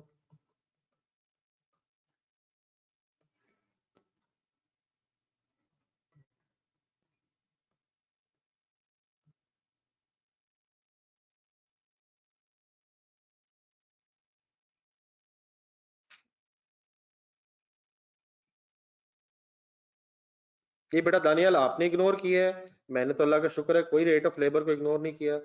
मैंने तो रेट ऑफ लेबर को नंबर ऑफ आवर से मल्टीप्लाई करके दूसरी एंट्री की है। आपने, आपको कैसे पता चला कि मैंने रेट ऑफ डायरेक्ट लेबर को इग्नोर कर दिया? ये क्या क्वेश्चन किया आपने मेरे साथ मिस्टर दानियाल? जी मौसम डायरेक्ट लेबर आवर्स दिए हुए हैं और ऑप्शन रेट दिया हुआ है, 10% से मल्टीप्लाई कर दिया।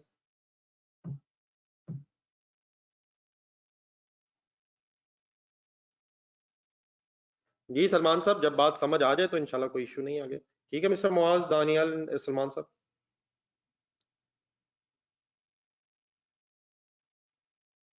जी बेटा अब इसको मेरा ख्याल है कि नुमान तारिक साहब कोई पी एन एल ये इस तरह से कोई मजाक भी नहीं बनाना रेशंस को विदाउट वेस्टिंग एनी टाइम, बस मेरा ख्याल होगी सारी। जी सर, जी क्वेश्चन नंबर 2 नुमान बस करिए।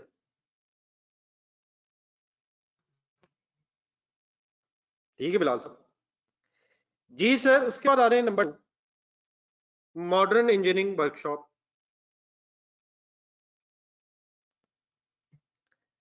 रिक्वायरमेंट मेरा इसकी वो जनरल एंट्रीज ही हैं और जनरल एंट्रीज ही फिलहाल हमने सीखनी है क्योंकि उसी के बेस पे फिर लेजर्स भी बन जाते हैं साथ साथ में।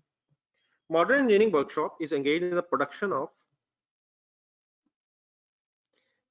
customized spare parts of textile machinery.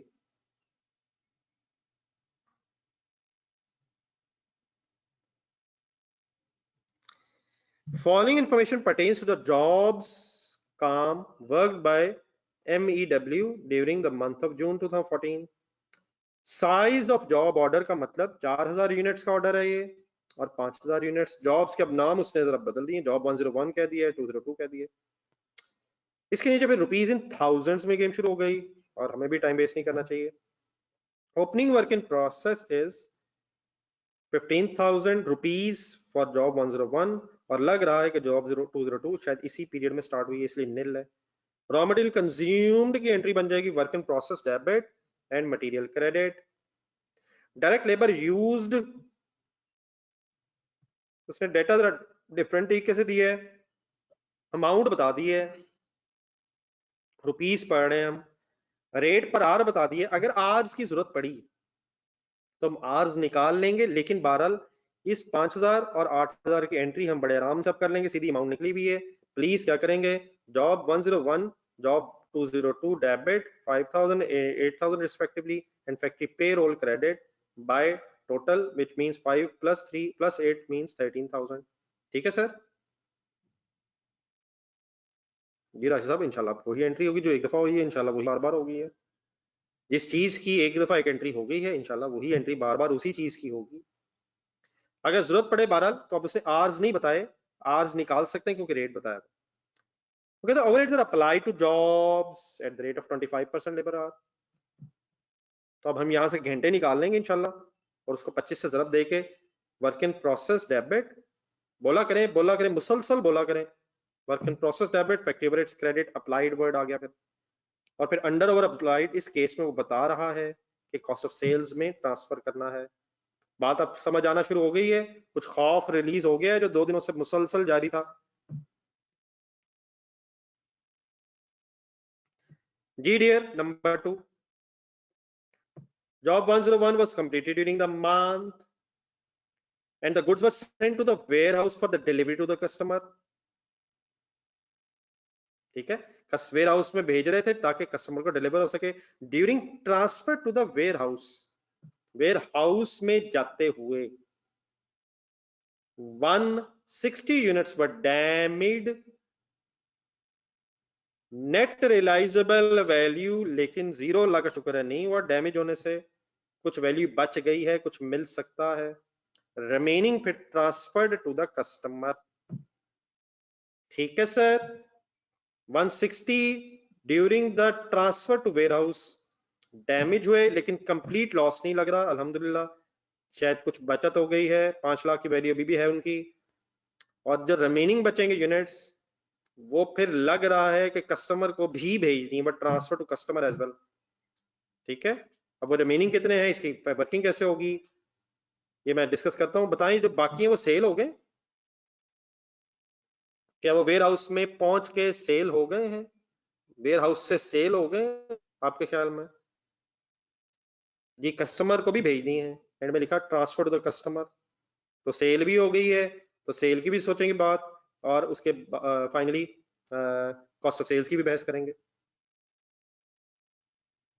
ये बाकियों की सेल हो गई। Then वो कहता है 5000 units of the job B. अब जो जॉब बी थी वो बी कंप्लीट हुए एंड वो transfer to the warehouse. Entry क्या बनेगी इसकी, work in process credit, finish goods debit means finish goods debit and work in process credit. और फाइनली अल्हम्दुलिल्लाह एक्चुअल ओवरहेड्स मिल गए 4 लाख। ठीक है, आए स्टार्ट लें, रहे लेकिन मेरे साथ ही, एक सवाल और जरा मेरे साथ ही, फिर इंशाल्लाह आप एक अच्छी पोजीशन में आ जाएंगे, जिस पोजीशन में आपको बाकी क्वेश्चंस की तरफ फिर एफर्ट करने की ख्वाहिश रखनी चाहिए। आए कैसे, बिस्मिल्लाह पढ़े। ठीक है, आवाज बेटा आ रही मेरी, आवाज मेरी आ रही है माय डियर? एक मिनट जरा बता दीजिएगा कोई ये ना इशू हो। ठीक है ठीक है ठीक है, थैंक यू। लिखें जी एंट्रीज, जनरल एंट्रीज।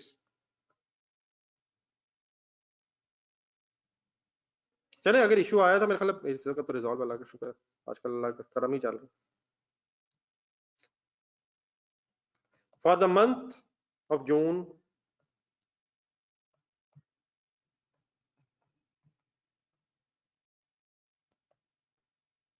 2014। हेडिंग्स लिखते लिखते वैसे तरह एक चीज सोच लीजिएगा, आजकल संडे को क्या मसरूफियात,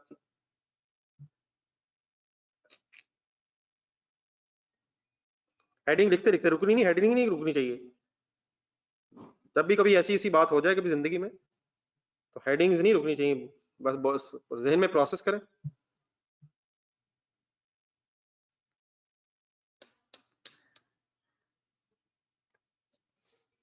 चलें इस बात को छोड़ें, बाद में दोबारा बात करते हैं इसकी।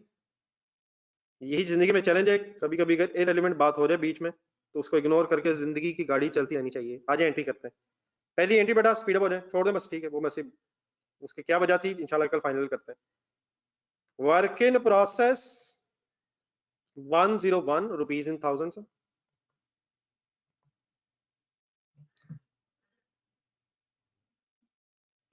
Work in process 101 10,000 rupees in thousand पहले अवेलेबल है, फर्दर थाउजेंड में ना कर दीजिएगा, मिलियंस हो जाएंगे।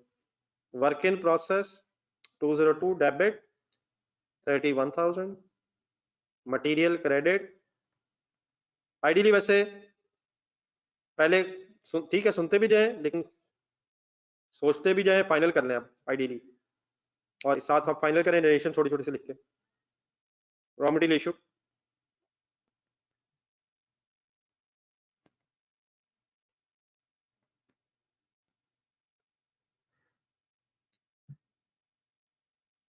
और शोएब साहब वो 15,000 ओपनिंग वर्क इन प्रोसेस है, क्या मजाक कर रहा है यार, ये क्या मजाक हो रहा है।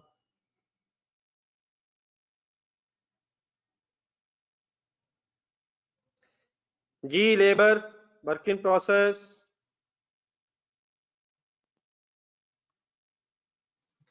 5,000 रुपीज अवेलेबल है, 8,000 मटेरियल की जगह फैक्ट्री पेरोल बाय 13,000।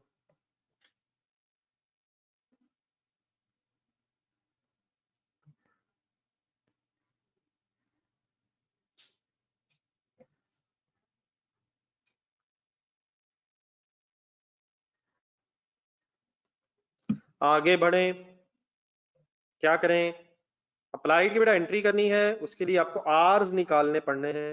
मेरा ख्याल है कि आपको कोशिश करनी चाहिए, क्योंकि आर्ली रेट दिया हुआ 25 पर आर। ये प्लीज 5,000 और 8,000 घंटे नहीं रुपीज हैं, कंसंट्रेशन से देखिएगा, तो इसके आर्स जरा निकालने की कोशिश करें, इंफॉर्मेशन है।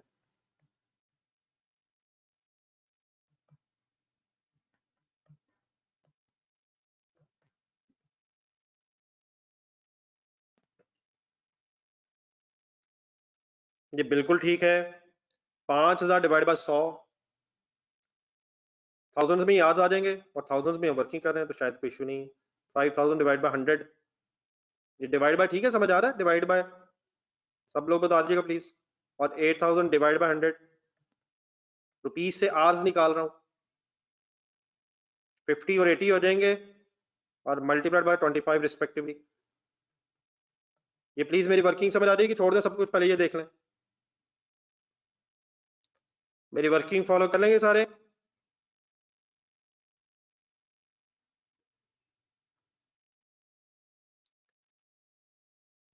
आर्स रुपीज दिए हुए, तो रुपीज को डिवाइड बाय 100, रुपीज के बने कैसे होंगे, आर से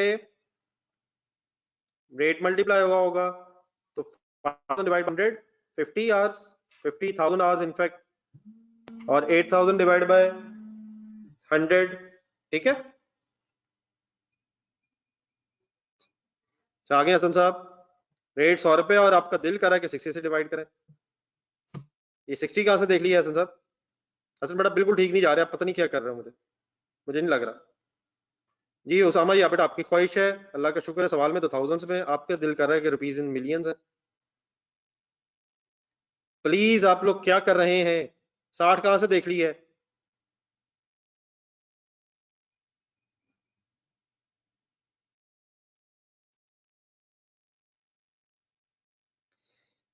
जी सर जी, फिगर आ जाएगी 5,000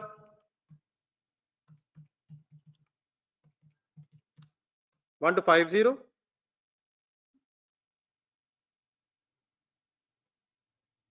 1250 और 8000 मीन 80 इंटू 50 इंटू 25 2000, तो टोटल बन जाएगा ये 3250।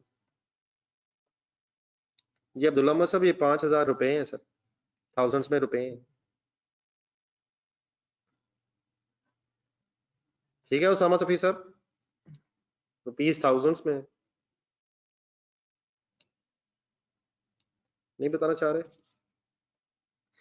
जी सर जी, आगे चलें। अब अंडर ओवर अप्लाइड की बेटा डिसीजन की एंट्री, डिसीजन तभी हो सकेगा जब हम एक्चुअल देख लेंगे। अब एक्चुअल हमने देख तो लिए, लेकिन कोई मेरा ख्याल जरूरत नहीं है। जब हम एक्चुअल पे पहुंचेंगे तो उसकी एंट्री करके फिर अंडर ओवर अप्लाइड कर लेंगे। मेरा ख्याल सीक्वेंस में रहना चाहिए, क्या ख्याल है? अभी अंडर ओवर अप्लाइड की एंट्री किस चीज पे डिपेंडेंट है? एक्चुअल पहले चाहिए, और एक्चुअल जब आएगा तो फिर उसके बाद फाइनल कर लेंगे। ठीक है, वो हैफेजर्ड करने की जरूरत तो नहीं कि नीचे से एक्चुअल उठा के भी रिकॉर्ड कर लें। जी इसकी नरेशन जो भी बनेगी अब आप खुद बनाएंगे। ये नरेशंस पे प्लीज अब मैं टाइम वेस्ट नहीं करूंगा। नरेशंस अब आप खुद ही उसी तरह बनाएंगे जिस तरह मैंने क्वेश्चन नंबर 1 पे बना ली। तो नरेशंस छोड़ें, आगे चलें। जी हाफिज साकिब साहब, वो बेटा डिसीजन ले लेंगे। नरेशंस प्लीज अब आप खुद लिखिएगा। मेरा ख्याल है मुझे मेन चीजों पे जरा टाइम देने दें। देन माय डियर, ये क्वेश्चन अब आपको करवाने का मकसद, बाकी काम तो इंशाल्लाह आप खुद कर लेंगे। तो मेरे ख्याल मेरे पास 15 मिनट्स हैं। मैं आपका मेन टाइम जरा ये वाले पॉइंट पे लगा लूं, क्योंकि अगर इसके अलावा कुछ रह भी गया तो इंशाल्लाह वो इशू नहीं है। तो ये जॉब 101 वाला पॉइंट समझने के लिए आप बिल्कुल उसी तरह से जिस तरह अभी थोड़ी देर पहले आपने वर्क इन प्रोसेस बी का लेजर बनाया, तो काइंडली पहले जॉब 101 का लेजर बना लें, क्योंकि इसमें फिर चीजें भेजते हुए सम इश्यूज अराइज हुए हैं। तो वर्क इन प्रोसेस 101, और रिमेंबर इसका भी ब्रॉड डाउन है 15,000, ब्रॉड डाउन इसका 101 का है। ठीक है,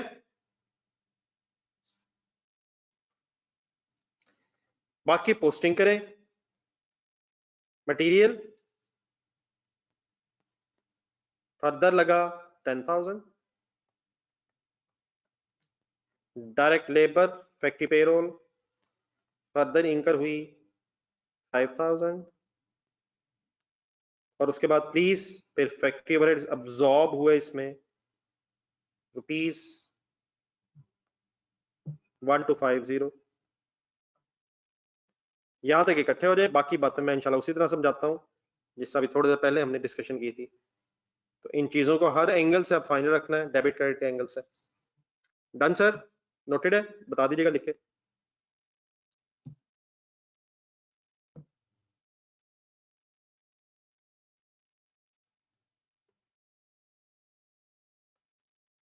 अब बेटा आपसे दोबारा रिक्वेस्ट है, साथ साथ मेरे सही पढ़िएगा, बाद में फिर मुश्किल हो जाती हैं चीजें। इसमें से इशू क्या बना है?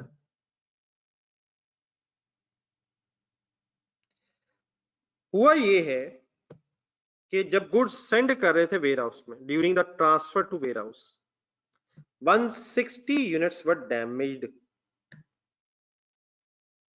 मेरा सवाल शायद ये है कि क्या गुड्स बनी सही थी? क्या बनी सही थी? रास्ते में कुछ हुआ है? किस रास्ते में? वेयर हाउस के रास्ते में कुछ हुआ है?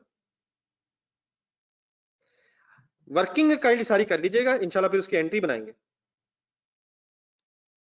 इन सब का टोटल करें जरा, जो डेबिट साइड की फिगर्स हैं। 15,000 divided by 10,000 plus 5,000, 15 plus 10 plus 5 plus 1.5, ये टोटल बन जाएगा अल्हम्दुलिल्लाह 31,250। पहले चंद एक वर्किंग जरा देख लीजिएगा। अब 31,250 कितने यूनिट्स की टोटल कॉस्ट है? 4,000 ऊपर ढूंढे, ये 4,000 यूनिट्स बन रहे थे। ठीक है, 31,250 is cost of how many units? 4,000। यहां से क्या होगा, पर यूनिट आ जाएगा, और मेरा ख्याल टाइम हमें वेस्ट करने की जरूरत नहीं है। इनटू, पहले सुन लें आराम से, देख लें, कोई मसला नहीं है, लिख आराम से लीजिएगा। इनटू 160 अगर बेटा मैं करूंगा, 31,250 डिवाइड बाय 4,000 और इनटू 160, तो क्या पर मेरे पास डैमेज यूनिट्स की कॉस्ट आ जाएगी 1250, कॉस्ट आ जाएगी, कॉस्ट आ जाएगी।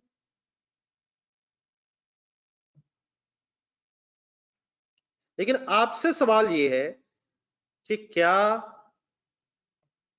सारी अमाउंट लॉस हो गई है या 5 लाख इनकी वैल्यू बच गई है, थाउजेंड में मीन्स 500 बच गई है वैल्यू।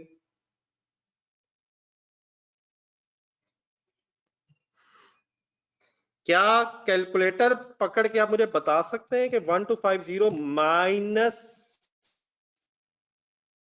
1250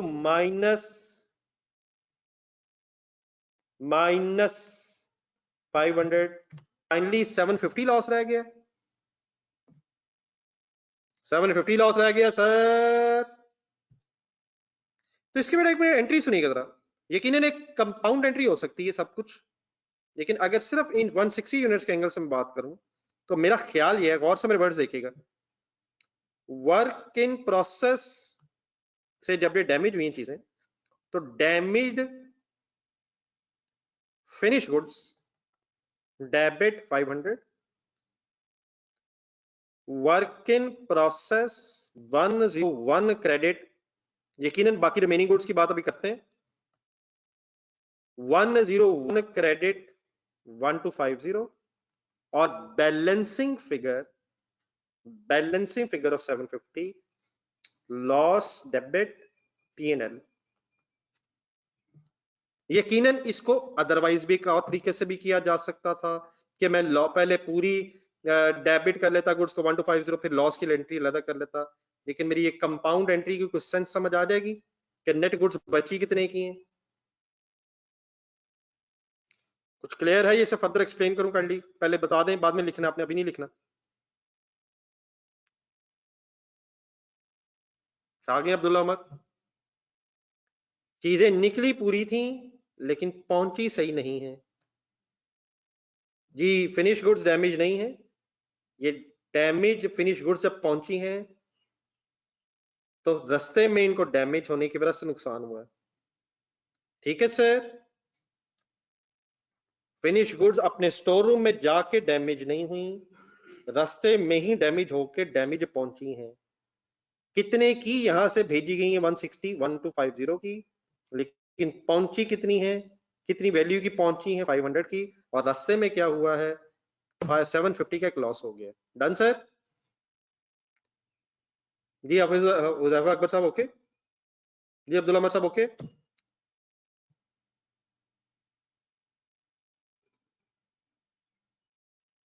लेकिन बेटा आप लिखने से पहले एक दूसरी चीज सुने, क्या जो बाकी गुड्स हैं,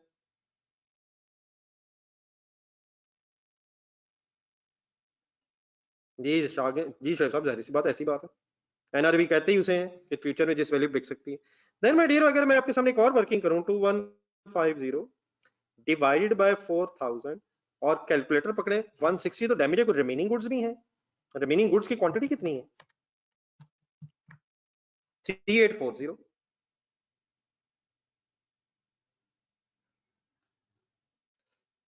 3840, तो इन 3840 गुड्स की कॉस्ट फिर क्या है? 31250 इंटू 3840, सॉरी 31250 डिवाइड बाय 4000 और इंटू 38। वैसे तो एक बैलेंसिंग फिगर भी आ सकती है, लेकिन यहां से 30,000 कैलकुलेट हो जाएगा।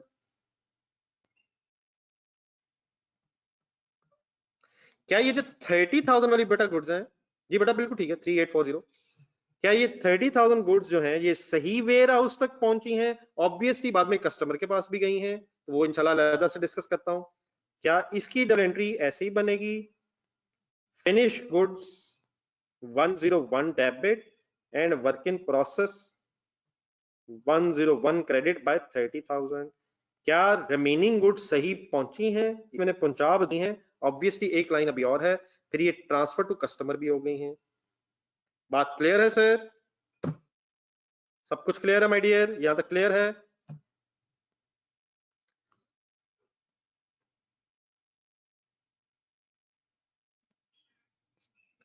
देन माय डियर, आप लोग नोट करने की टेंशन में पड़ गए होंगे, बेहतर यही है कि आप ये एंट्रीज नोट भी कर लें, लेजर अभी अगर खुद से फाइनल कर लें, फाइनली ये फिगर सारी लिख के, तो उसके बाद फिर मैं एक आखिरी एंट्री आपको बताऊंगा, वो लिख के उठना प्लीज। जी राशिद अली साहब छा गए हैं सर।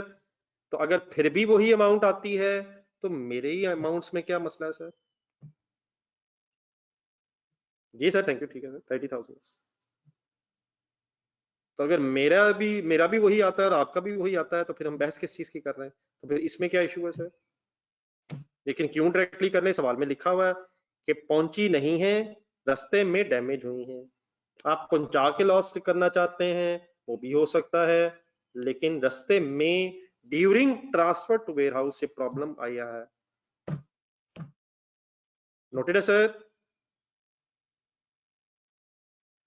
कैलकुलेटर पे हुसैन भट्टी साहब आया, 4000 टोटल यूनिट्स थे और 160 डैमेज यूनिट्स थे। जब हमने 4000 में से 160 बेटा माइनस किया तो कैलकुलेटर पे अचानक जवाब आया कि 3840 रिमेनिंग गुड्स हैं। ठीक है हुसैन भट्टी साहब, बड़ी ज्यादती है। कुछ लोगों के जो क्वेश्चंस आते हैं वो एक एक आता है पूरी क्लास में, बल्कि पूरी क्लास में पूरे हफ्ते में, और वो सवाल वही होता है ये कहाँ से आया है और वो कहाँ से आया है।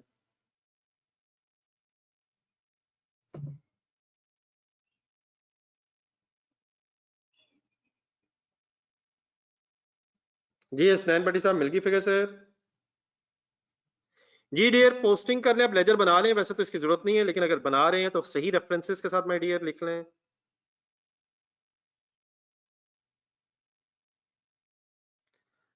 हसनैन भट्टी साहब का मेरा ख्याल अंदाजा ये है कि एक दफा सवाल के बाद कोई सवाल भी नहीं हो सकता और ना ही उसका कोई जवाब आना चाहिए।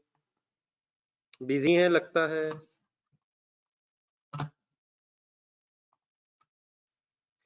जी डियर सही रेफरेंस हो जाए।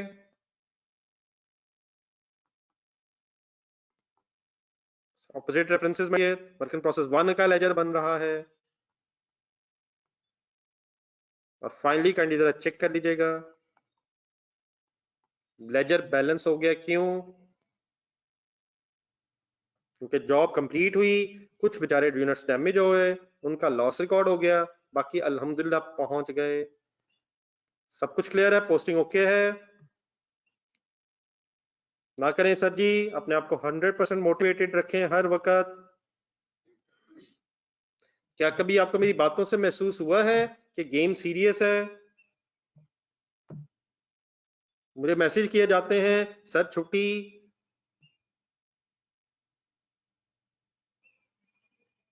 लेकिन आपके मैसेजेस सर उसकी रिफ्लेक्शन नहीं है। अब देखें माशाल्लाह इतने सारे लोग बैठे हैं, मेरी इस बात से सिर्फ 1 2 3 4 5 6 7 लोगों का मैसेज आया है, इसका मतलब है वाकई ये गेम सीरियस नहीं है।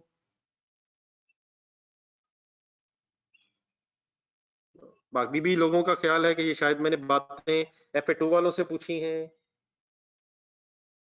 जी डियर फाइनली आ जाएं, गुड्स कस्टमर को सेंड हो गई हैं, लेकिन कौन सी रिमेनिंग? छोड़े छोड़े सर जी, कोई जज्बाती होने की जरूरत नहीं है। ये तो पढ़ाई है, पढ़ाई तो वैसे ही आपके साथ कल डिसाइड हुआ था, फर्ज कफाया है। तो 7 बंदों ने बता दिया है तो सबकी तरफ से हो गया, अब बात खत्म हुई सर। एक फर्ज कफाया अदा हो रहा है। और सलमान साहब ख्वाहिशात तो बड़ी बड़ी रखते हैं लेकिन पढ़ाई के लिए उनके पास टाइम नहीं है। जी डियर सॉरी आपको तंग कर रहा हूँ, एक आखिरी एंट्री आज की लिख लें, बाकी 2 एंट्रीज रह जाएंगी, आपने खुद से माइंड अप करनी है। जी सर, जी सर, गुड्स रिमेनिंग वाली ट्रांसफर हुई हैं, मेरी बात दोबारा सुन के उठिएगा। यकीनन जब ट्रांसफर हो गई हैं तो सेल हो गई हैं। डेबिट डेबिट सेल क्रेडिट की एंट्री होनी चाहिए, लेकिन ना कोई सेल की अमाउंट है ना कोई मार्कअप या मार्जिन गिवन है, तो ये काम नहीं हो सकेगा, लेकिन लिखना जरूर है ताकि याद रहे। और फाइनली कॉस्ट ऑफ सेल वाली एंट्री हम करने की पोजीशन में हैं। क्या? Cost of sales debit and finish goods 101 credit, लेकिन कौन सी बिकी है? रिमेनिंग बिकी है, विच मीन एंट्री 30,000 से होगी। हर एंगल से बात फाइनल करके उठिएगा जहां तक हुई है। बाकी एक्चुअल वाली एंट्री, बल्कि सॉरी 5000 यूनिट्स जो जॉब बी वाले हैं इसकी एंट्री कंप्लीशन की, एक्चुअल वाली एंट्री और अंडर ओवर अप्लाइड, ये 3 एंट्रीज इंशाल्लाह फिर खुद कर लेंगे। बात मेरी क्लियरली सबको समझ आ गई है? बात मेरी क्लियरली सबने फॉलो कर ली है यहाँ तक? एक फाइनल रिस्पॉन्स देके उठिएगा प्लीज।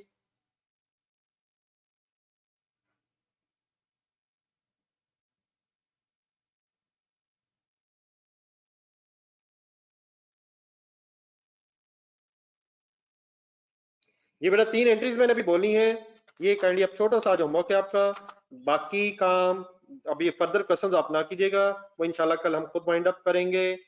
आज से मैंने भी प्लान बनाया है कि जुमे का दिन है, मैं भी इंशाल्लाह से आज से जुमा पढ़ता हूँ, आप भी पढ़ें। अल्लाह हाफिज, इंशाल्लाह कल मुलाकात होगी। जरूर सॉल्व कीजिएगा।